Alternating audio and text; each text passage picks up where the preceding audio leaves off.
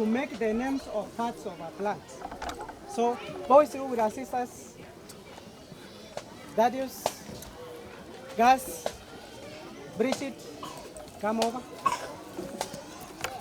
When you hear the whistle, then you begin the game. These are competitions. It's a fishing game.